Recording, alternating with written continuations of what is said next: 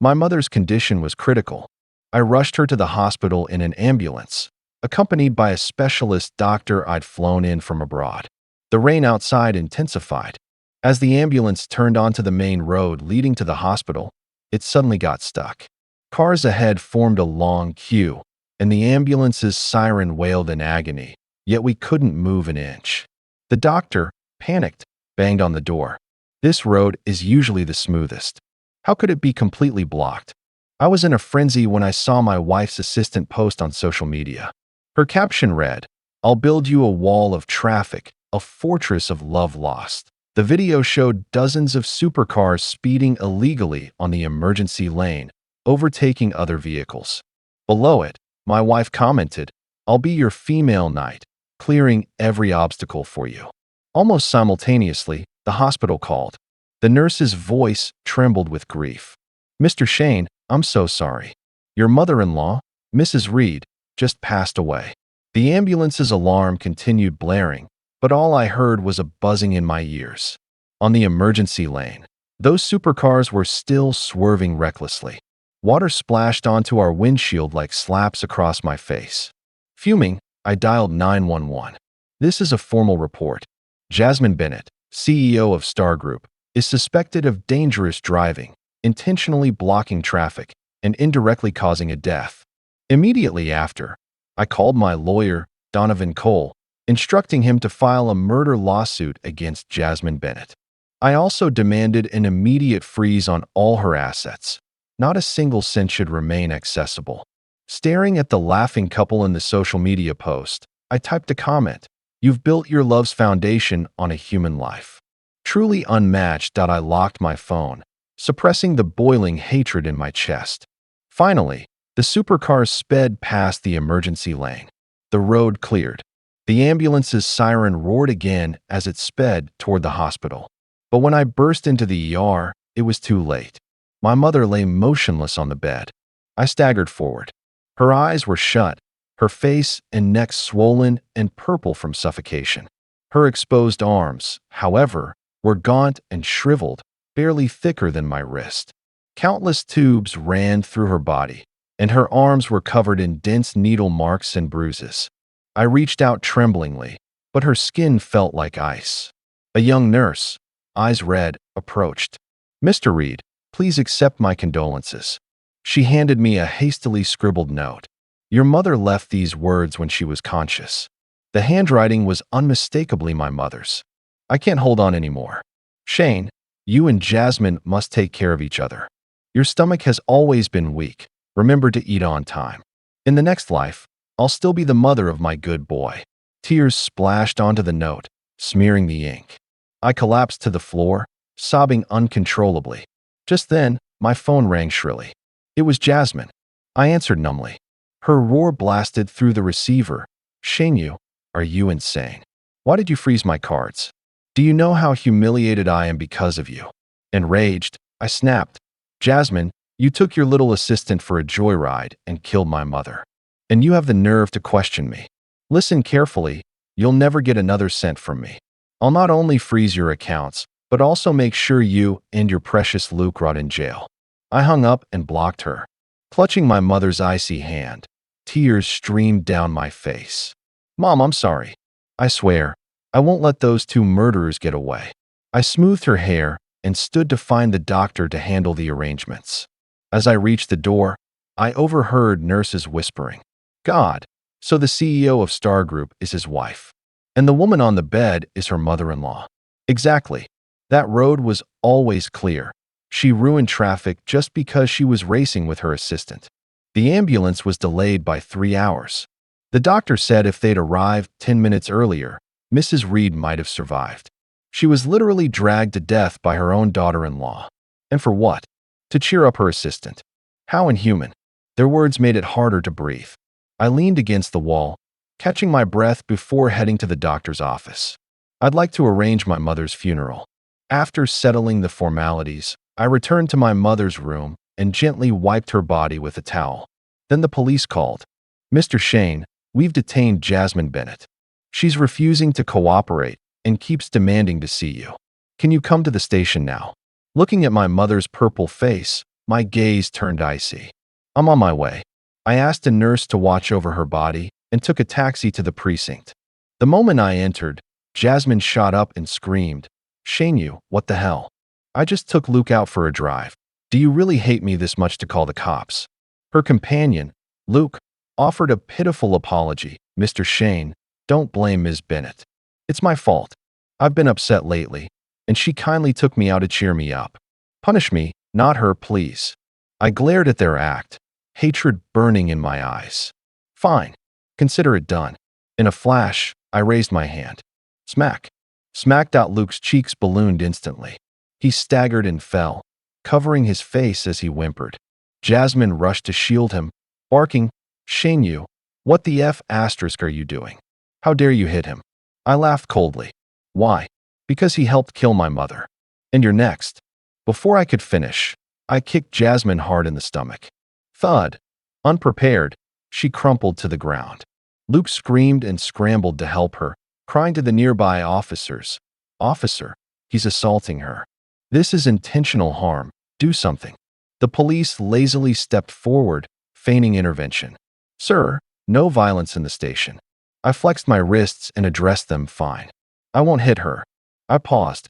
"But tell me, can they be sentenced to death?" Jasmine and Luke froze. She clutched her stomach, rising to her feet. "Death penalty? For what? You're insane, Shane. I'm your wife." She sneered. I shot her a cold smile. "I'll have my lawyer draft the divorce papers." "Soon. You won't be." "Shane." Jasmine Bennett roared. "What the hell are you doing? I just took Luke out for a drive. How long are you going to keep acting crazy?" "Acting crazy?" I snapped. "Jasmine, do you have any idea? My mother was critically ill. Because you and your little boyfriend blocked the road racing those cars, the ambulance couldn't get through, and she was dragged to death. You're worse than an animal." Jasmine stared at me, her expression incredulous. "What illness did your mother have? Wasn't it just a minor cold a few days ago? What nonsense about death? Stop trying to scare me with your lies. And the road I took, it doesn't even lead to the hospital. Don't spout rubbish." "Shane, I never thought you could be so vicious as to curse your own mother." Luke chimed in. "Yeah, Mr. Reed. If your mother knew you were saying this about her, she'd be furious." Furious beyond words, I trembled all over. I raised my hand again and slapped each of them across the face. Then I pulled out my mother's death notification.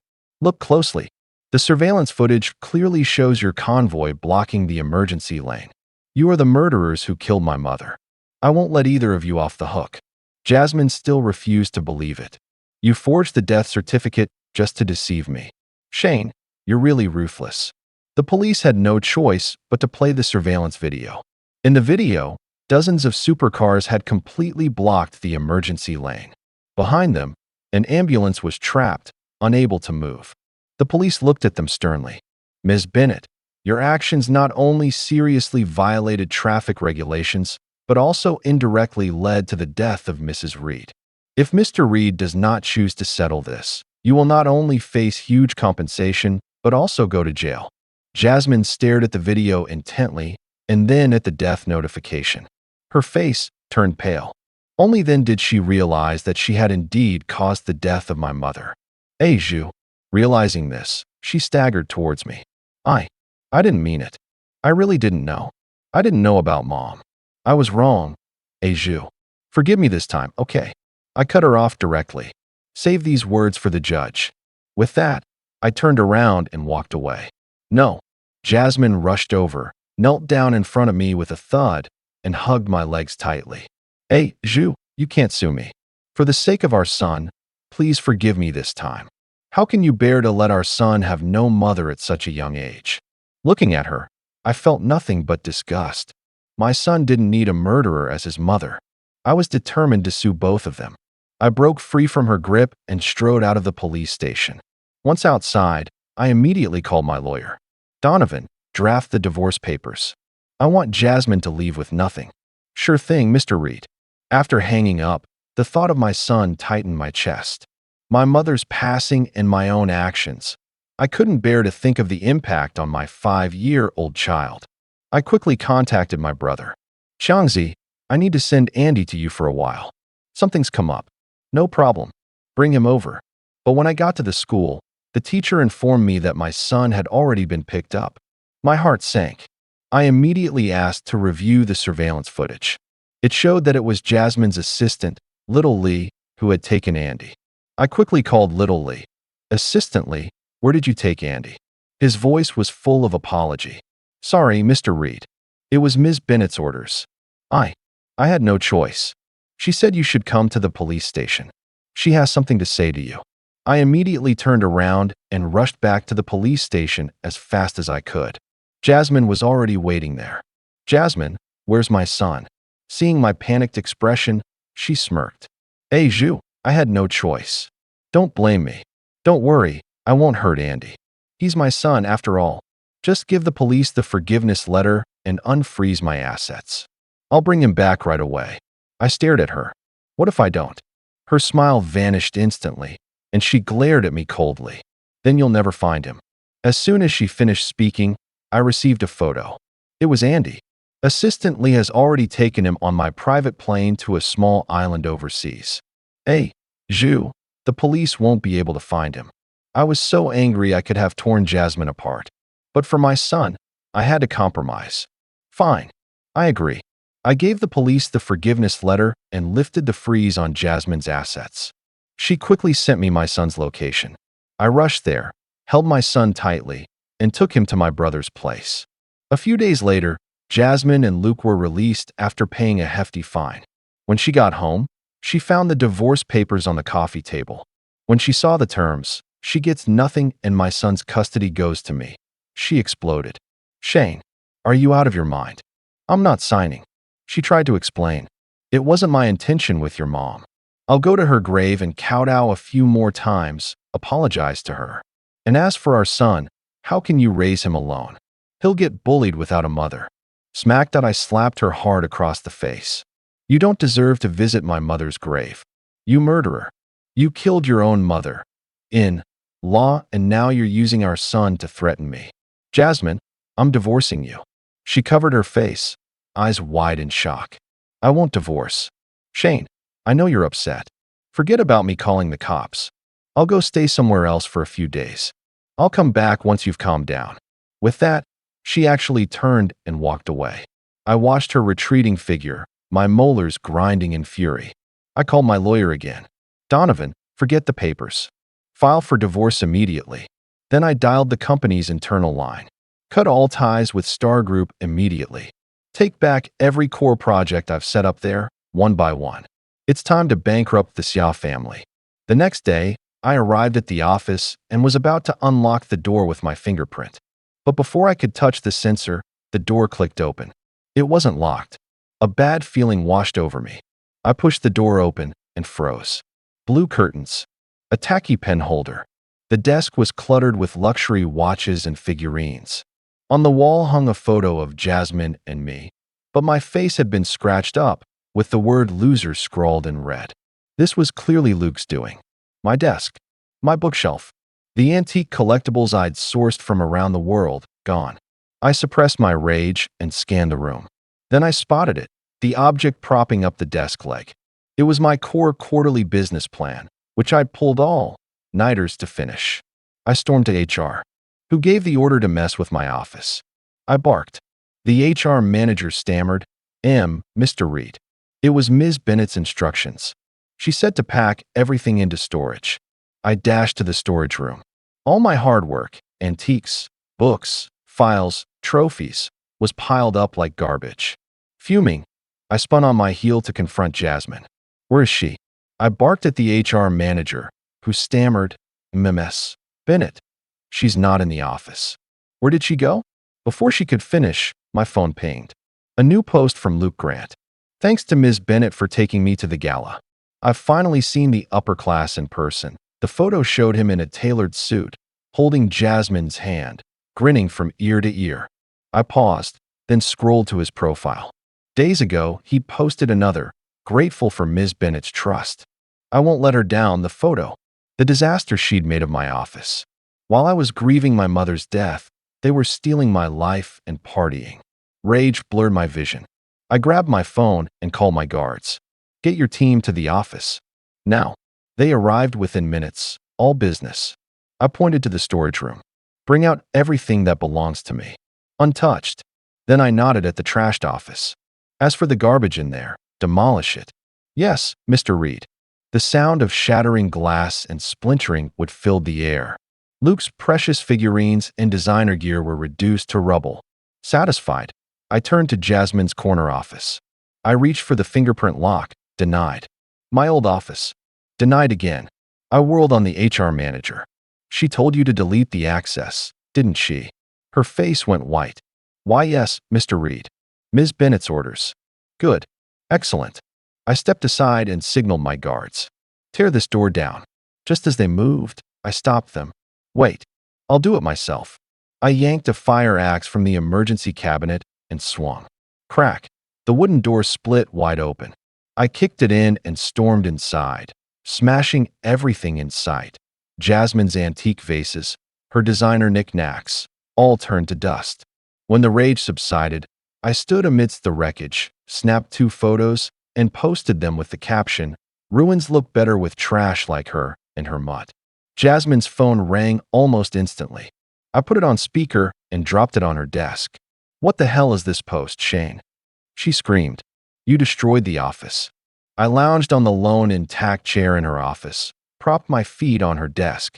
Yeah, so. A beat of silence. Then, you're insane. You'll pay for this. 30 minutes later, chaos erupted at the office entrance. Jasmine and Luke stormed in, their faces contorted with rage. When they saw the 2 wrecked offices, their expressions darkened further. My stuff. My streetwear. My limited edition figures, Luke wailed, diving into the blue disaster zone. Kneeling amid the shards, he sobbed. Shane Reed. How dare you smash my things? You'll pay. Jasmine pointed a trembling finger at me. You maniac. Unbelievable. Attacking me wasn't enough. Now you're destroying company property. I stepped toward her, smacked out a sharp slap across her face. I sneered. Company property. Jasmine, do you forget? I rented this space, funded the renovations, even bought the chair you're sitting on. Go ahead, call the cops. Her face flushed red, then paled. That's beside the point. You went too far. Too far. I shot back. You tossed my life's work into storage like trash. Let this loser take my office. What I did. Justice. Oh, so it's okay for you to burn down the city, but not for me to light a candle. Jasmine stammered. That office was for Luke. Compensation. You got him jailed. Forget it. I laughed bitterly. A murderer's sidekick, now getting promotions. Disgusting. Why don't you give him your CEO office, then? I leaned in. Luke, shut up. I hate that whiny act of yours. You owe me more than an office. I fixed him with a glare. Your mother's death. Not over. One day, I'll send you to prison myself. He cowered behind Jasmine. She shielded him, yelling, Shane, stop it. You signed the forgiveness letter. Let it go. The forgiveness letter. I spat. You forced me to sign it. Don't think that lets you off. Jasmine lost it. HR, suspend Shane's position. And call security. I'm taking my son. I won't let a lunatic raise him. I scoffed. Last time you tried to use my son against me. You really think you're untouchable. Just then, my guards appeared, hauling in boxes of my belongings. Jasmine gaped. I smirked. You're pathetic company. Not interested. Back home, the Star Group announcement hit. Shane Reed terminated. Luke Grant promoted to VP. His social media. Bragging nonstop. I ignored it. Then the funeral home called. Mr. Reed, per your request, we've secured a prime burial plot. The deceased will rest in peace. When would you like to proceed? I checked the stars. Tomorrow. It's an auspicious day. The next morning, I cradled my mother's urn, leading a procession to the cemetery. I rode in the lead car, planning to scout the site. But the road to the graveyard was blocked, again, by a pack of reckless drivers. The chauffeur honked wildly. They ignored him. I stepped out, urn in my arms. In the lead sports car. Luke. He paled at the sight of me, then noticed the single car behind. Boldness returned. He flung open the door and strutted over. Well, if it isn't Director Shane.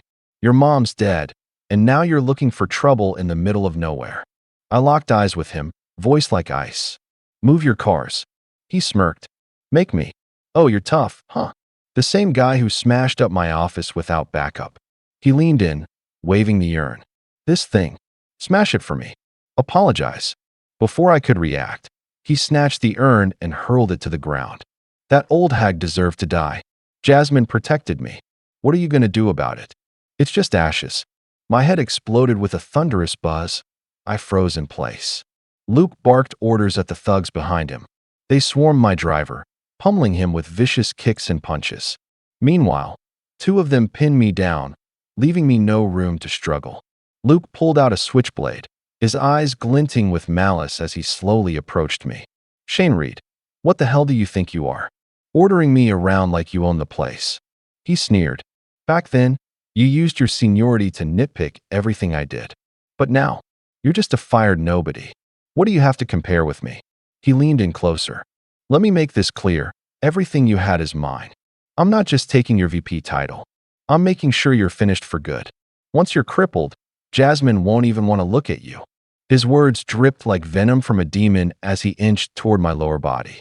My vision blurred with rage as I thrashed wildly. You dare touch me, Luke. I swear, you won't live to see tomorrow. He laughed louder, standing up and grinding his leather shoe viciously on my hand. Oh yeah, I'm counting on it. Then, with a wicked grin, he began slicing my expensive suit to shreds, piece by piece. The cold air hit my exposed skin as their jeers and excited shrieks echoed around us. Luke raised the blade, his gaze steely, aiming straight for my groin. Despair and fury consumed me. Bang! A gunshot cracked through the air, striking his palm. The sharp, ear-piercing roar of engines followed as several black SUVs barreled in like maniacs, plowing through the parked sports cars ahead without hesitation. They screeched to a halt right in front of us, doors flying open. My bodyguards poured out like a well-oiled machine, moving with precision and speed. They launched themselves at the thugs harassing me, their movements sharp and brutal. In seconds, the tables had turned. The once arrogant thugs were now crying out in pain, covering their heads as they scrambled to flee. The head bodyguard yanked off his suit jacket and forcefully kicked the thugs still clinging to me away. Then, with a trembling voice full of rage, he gently draped the jacket over me. Mr. Reed, I'm so sorry we're late. Within moments, the bodyguards had the situation under control. All the thugs were handcuffed and pinned to the ground, including the terrified Luke. The head bodyguard surveyed the scene with a cold, dead fish stare. Mr. Reed, how would you like to deal with these scumbags? My eyes locked onto Luke. That bastard just smashed my mother's ashes with his right hand. Cut it off. I then pointed to the groaning thugs on the ground. And if you want to live, do to him exactly what he wanted to do to me. Live, stream the whole thing online. The moment I finished speaking, a dozen black sedans screeched to a halt by the roadside. The doors swung open simultaneously. Jasmine, her face livid, stormed out of the lead car with a group of bodyguards. Her eyes immediately landed on Luke, who was being held down by my men, his face twisted in terror. Stop, she screamed, her voice brimming with fury. Her bodyguards rushed forward, facing off against mine, the tension in the air thick enough to cut with a knife. Jasmine rushed to Luke's side, shielding him behind her. She glared at me, her eyes blazing. Shane, are you out of your mind? How much more of this are you going to pull? My gaze shifted past her to the glaring white powder on the ground, my mother's ashes. My heart turned to ice. Pull what? Look what he did. I snapped. Jasmine followed my gaze and finally noticed the shattered urn and the scattered ashes. Her pupils dilated in shock. Luke, cowering behind her, whimpered, Jasmine, I didn't mean it. I didn't know it was. I just didn't move aside in time, and he sent his guys after me. Seeing his pitiful act, Jasmine's anger melted into concern. She rounded on me, her voice sharp. Even if he's wrong, you can't do this. You can't just threaten to chop off his hand. Do you have any idea how illegal that is? I let out a cold laugh, my tone dripping with sarcasm.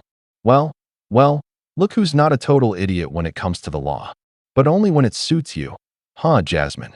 I stepped closer, my voice low and menacing. "From now on, it's war between us. You and your little lapdog. Get the hell out of here while you still can. Or I swear, his right hand won't be the only thing at risk." Luke whimpered behind her. "Jasmine, he's so scary." Jasmine, trembling with rage, yelled, "You." Then, she quickly gathered her shaken self and hustled Luke away, her face a mask of fury. I didn't waste another glance on the despicable pair. Slowly, I knelt down, my hands trembling as I began to gather my mother's ashes, bit by bit. The wind blew, scattering some of the ashes into the dirt. One of my bodyguards silently handed me a clean velvet bag. I took it, carefully scooping up the ashes mixed with soil, my movements gentle and deliberate. After what felt like an eternity, I finally stood up, clutching the not quite full velvet bag. I got into the car, my mother's remains in my arms. We buried her. I stood in front of her tombstone for a long, long time. No tears, just a silent, unyielding resolve. After descending the mountain, I called my lawyer. "Start," I said simply. 3 words that marked the beginning of all out war. The next day, the stock market opened to a bloodbath for Star Group. Negative news flooded in: tax evasion, project violations, financial fraud. Each revelation was more damning than the last. These were issues I had once helped Jasmine cover up, and now they were my sharpest weapons. Star Group descended into chaos.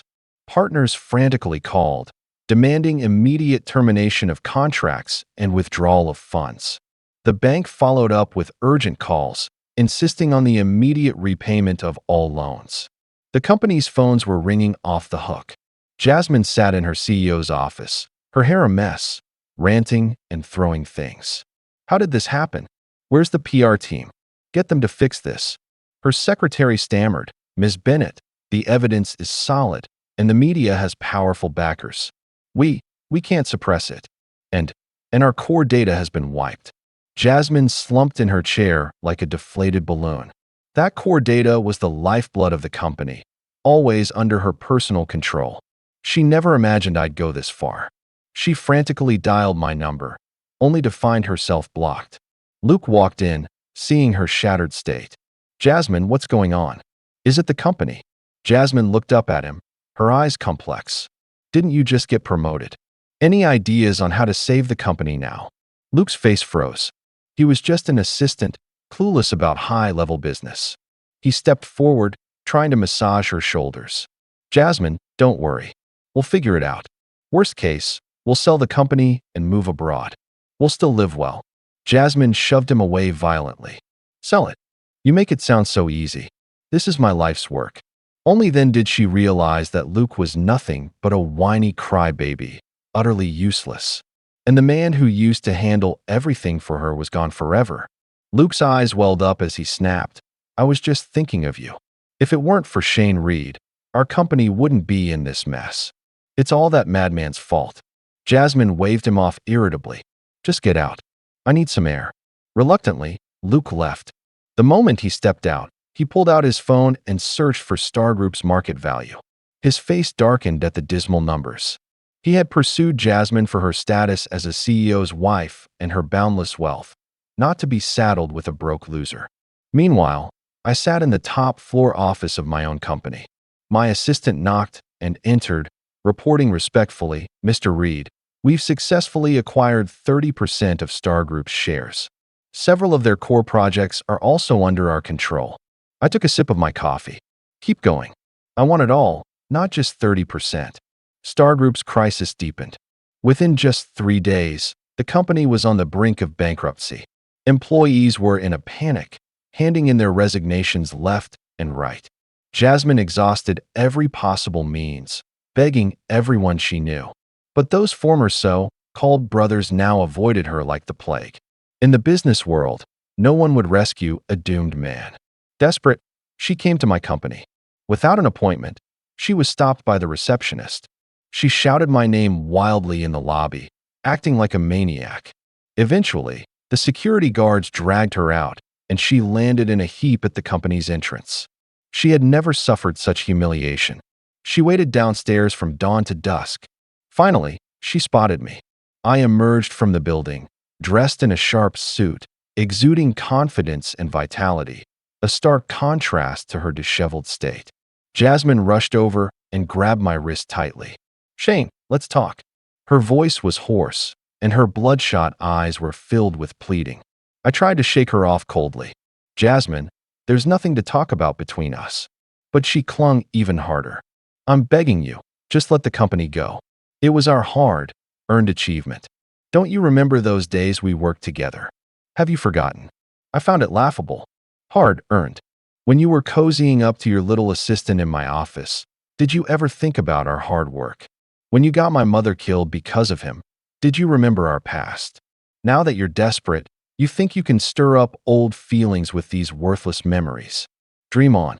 Jasmine was left speechless. She dropped to her knees in front of me.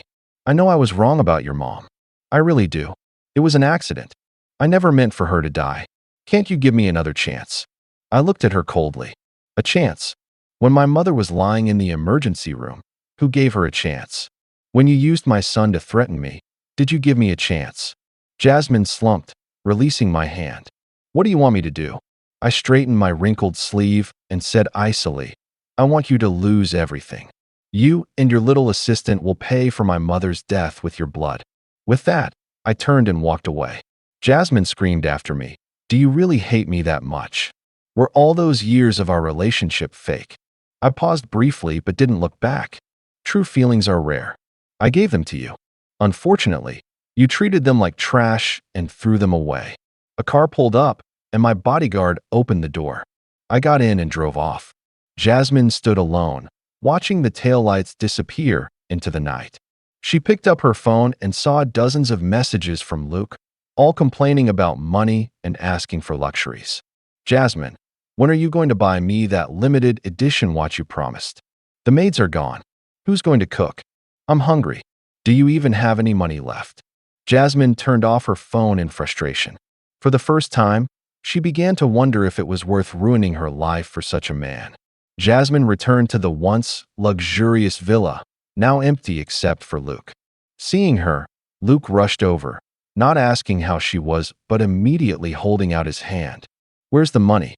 Did you get anything today? My credit cards are frozen." Jasmine looked at him wearily. "The company's going under, and you're only worried about your watch." Luke's face twisted. He shrieked, "The company's your problem. You promised me a good life. Look at me now. I've got nothing because of you." Jasmine's head throbbed from his screams. "Shut up. If it weren't for you, none of this would have happened." She shifted all the blame to him. Luke stared at her in disbelief. "You're blaming me. Jasmine, get real. You were the one who blocked the road to impress me, which got your mother killed. Now you're blaming me. What kind of woman are you?" The long, simmering conflicts between them erupted. They started yelling, accusing each other, and exposing each other's darkest secrets. "You only stuck with me for the money. Now that we're broke, you're showing your true colors." "Yeah, I wanted money. What did you think I saw in you? Your wrinkles or your brat of a son?" Their words grew more venomous, and the argument quickly turned physical. Jasmine slapped Luke hard across the face. Luke went wild, scratching and grabbing at her. They fought like crazy in the empty living room, shattering all the sweetness they once had. Back at my place, I was playing puzzles with my son. Under the warm lights, our laughter filled the room. My phone buzzed. It was a message from my lawyer. "Mr. Reed, Star Group has officially declared bankruptcy today. All its assets will be auctioned off." I glanced at the message and set my phone aside. Gently, I ruffled my son's hair. "Sweetie, let's finish this puzzle and then go to bed, okay?" My son nodded obediently. A few days later, the news of Jasmine and Luke's fight over money and their subsequent hospitalization made the social headlines. After being discharged, Luke ran off with the last of Jasmine's valuables, disappearing without a trace. Jasmine, meanwhile, was formally investigated by the police for her previous illegal activities. She had gone from a high-flying CEO to a disgraced prisoner. She tried to contact me, begging me to save her for our son's sake.